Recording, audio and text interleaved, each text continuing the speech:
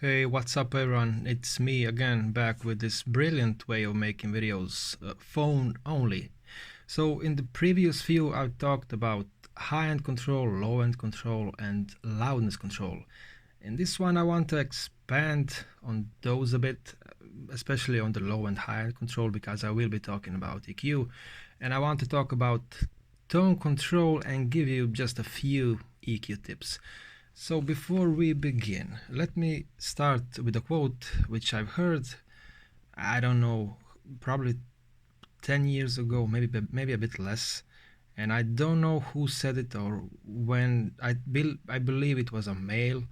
It was a male person, but I don't know when I heard it. So wide boosts, narrow cuts. What does that mean, and how will we translate this to the pod goal?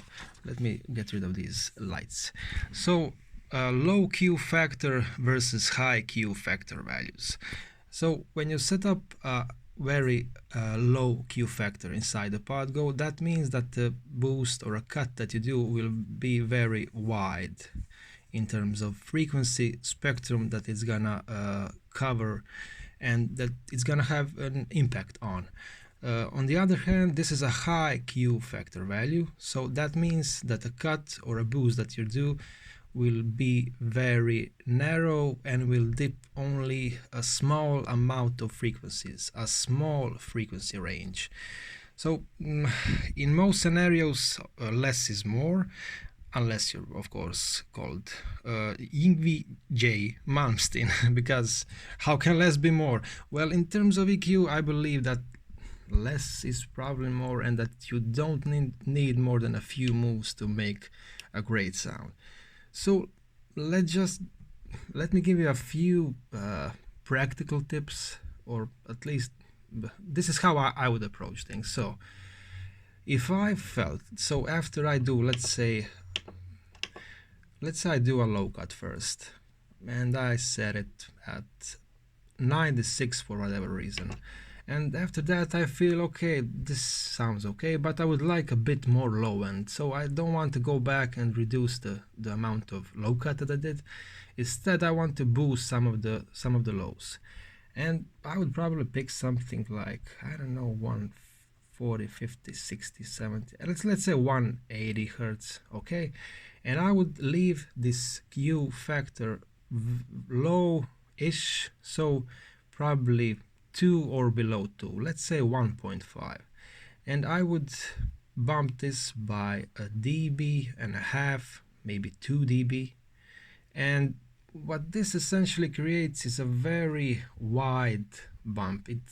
If you never use an EQ, I'm sorry, because it's kind of hard to talk about EQing unless you start doing EQing, but you have to realize that it's not just the 180 hertz frequency that's being affected. It's a lot of frequencies. Let's say this is 180. So a lot of frequencies below 180 and a lot of frequencies above 180 will be affected. So that's the way I would probably try to add some low end to my tone. I would probably do the similar if I felt that I'm now lacking, if I'm lacking high end. I would probably pick something like 2.2, 2.5, let's say 2.5. I would set the Q probably very similar or even lower than that. And by doing this and just giving it a 1 dB boost, you will immediately feel the effect, because this is very wide, and the boost is affecting a lot of frequencies, and the tone immediately gets brighter. On the other hand, if you want to deal with high Q factor values, and those are usually good if you want to notch out specific ringing frequency that's always there, then I suggest this: max out the Q factor. And I know, for example, that my guitar is really nasty at exactly 4.7, and I would probably do something like this, and I would then reduce. And when you have a notch filter, don't be afraid to cut more dB, like 4-5 dB, and then check out if doing less or even more gets you there. So don't be afraid to cut more when you have a Q this narrow. One thing to note about about the time band graphic EQ, which is the MXR's time band graphic EQ, is that it is proportional. So what does proportional in this case means? Well, I'm gonna grab my pen, but I'm gonna show you this first. So let's pick another band. So 120. If you boost 120, the more you boost, the more narrow this boost becomes.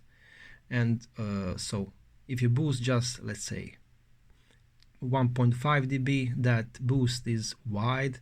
And if you boost, how much is the maximum here? 12 dB or more?